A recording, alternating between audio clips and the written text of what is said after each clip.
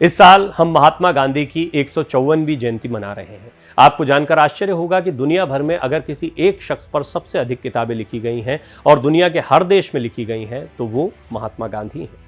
एक ऐसे पुरोधा जिन्होंने पूरी दुनिया में सत्य और अहिंसा के सर्वोच्च मानवीय मूल्यों के साथ ही तमाम मानवीय विषमताओं के बावजूद समता का नजरिया दिया है। लेकिन उन्हीं गांधी के देश में आज़ादी के अमृत वर्ष में भी अहिंसा के पुजारी के कई सपने अभी भी अधूरे हैं। इनमें महिलाओं को सभी बंधनों से मुक्त करना, दहेज जैसी बुराई का खात्मा और छुआछूत का अंत शामिल है। आइए आज हम आपको बताते हैं कि छुआछूत, बाल विवाह और दहेज प्रथा जैसी सामाजिक बुराइयों को खत्म करने के लिए महात्मा गांधी ने क्या कदम उठाए। भारत जब अंग्रेजों की गुलामी की बेड़ियां तोड़कर आजाद होने की लड़ाई लड़ रहा था, तब समाज में सबसे बड़ी बाधा छुआछूत की थी। मैला ढोने वाले, सफाई करने वाले, दलित, महादलित जातियों के साथ उठना बैठना, खाना पीना सामाजिक अपराध माना जाता था। इसके खिलाफ महात्मा गांधी ने पूरे देश में अपने सफर के दौरान अभियान चलाए। कई जो नीची जाति के समुदाय हैं, उनके लोगों को समाज में उचित सम्मान दिलाने के लिए उन्होंने हरिजन उपनाम दिया, यानी प्रभु के लोग। महात्मा गांधी कहा करते थे कि स्वच्छता ईश्वरीय गुण है और जो लोग इसे अंजाम देते हैं वो निश्चित तौर पर ईश्वर के लोग हैं। बापू कहते थे कि ये कैसे हो सकता है कि जाति के आधार पर एक भले आदमी को नीचा और एक बुरे आदमी को अच्छा मान लिया जाए। एक दिन बापू के आश्रम सेवाग्राम में मैला ढोने का काम करने वाला व्यक्ति काम छोड़कर चला गया था। ये देखकर बापू ने सोचा कि लोगों के मन से इस धारणा को निकालने का इससे अच्छा अवसर नहीं हो सकता। उन्होंने आश्रम के सभी लोगों को बुलाया और बोले, आप सभी को मालूम है कि मैला ढोने वाला व्यक्ति नहीं है, आइए हम सब मिलजुल कर ये सफाई का काम करते हैं। फिर उन्होंने सबके सामने पाखाना साफ किया। स्वयं सेवकों में खान अब्दुल गफ्फार खान भी शामिल थे। गांधी जी महिलाओं को पुरुष के मुकाबले अधिक शक्तिशाली और सुदृढ़ मानते थे। एक बार महात्मा गांधी ने कहा था, अबला पुकारना महिलाओं की आंतरिक शक्ति को दुत्कारने जैसा है। जब लड़कियों को कम उम्र में ब्याह दिया जाता था और कम उम्र में ही विधवा हो जाती थी, तब बापू का हृदय रोता था। उनका कहना था, मैं बेटे और बेटियों के साथ बिल्कुल एक जैसा व्यवहार करूंगा। जहां तक स्त्रियों के अधिकार का सवाल है, मैं कोई समझौता नहीं करूंगा। नारी पर ऐसा कोई कानूनी प्रतिबंध नहीं लगाना चाहिए जो पुरुषों पर न लगाया गया हो। नारी को अबला कहना उसकी मानहानि करना है। स्त्री और पुरुष एक दूसरे के पूरक हैं, उसकी मानसिक शक्तियां पुरुष से जरा भी कम नहीं है।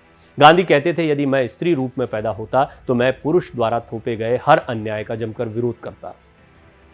महात्मा गांधी ने कहा, दहेज को खत्म करना है तो लड़के लड़कियों और माता पिता को उनके जाति बंधन तोड़ने होंगे।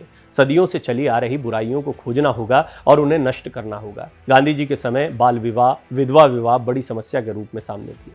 गांधी जी ने इसे खत्म करने की मजबूत दलील भी दी। बापू अपनी आत्मकथा में लिखते हैं, 13 साल की उम्र में मेरा विवाह हुआ था। 13वें वर्ष में हुए अपने विवाह के समर्थन में मुझे एक भी नैतिक दलील सूझ नहीं सकती। शादी कितनी उम्र में हो, 1926 से 1929 के दौरान गांधी अलग अलग मौक़ों पर इसकी चर्चा करते हैं। 1926 में वो कहते हैं, साधारणतः 18 साल से कम उम्र की लड़की का विवाह कभी किया ही नहीं जाना चाहिए।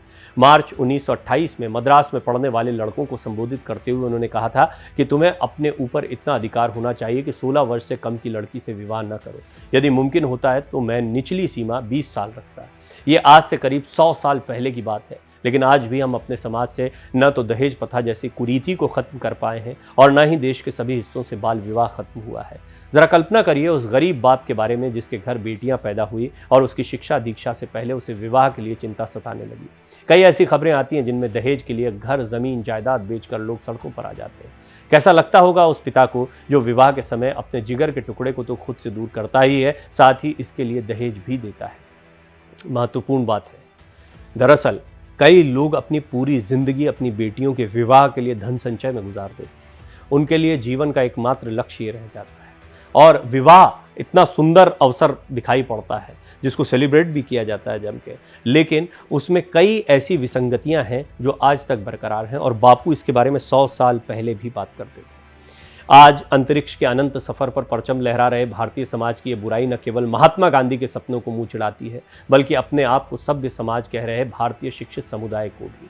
बापू को याद करने का सही तरीका ये है कि ऐसे लोग कभी मरते नहीं, कभी खत्म नहीं होते, वो अमरत्व को प्राप्त होते हैं। उनके विचार हमेशा हमारे बीच होते हैं और इसीलिए उन्हें राष्ट्रपिता का दर्जा भी दिया गया, क्योंकि उन्होंने सिर्फ अपने परिवार के विषय में नहीं सोचा। आपने उनके परिवार की कई कहानियां सुनी होंगी, असंतुष्टि के कई भाव देखे होंगे, लेकिन महात्मा गांधी का दर्जा इसीलिए राष्ट्रपिता का दर्जा है क्योंकि वो पूरे देश को देश के हर मनुष्य को अपने परिवार के सदस्य के रूप में देखते थे। हर बच्ची के विषय में चिंता करते थे जैसे वो अपनी बेटी के बारे में चिंता कर रहे हैं।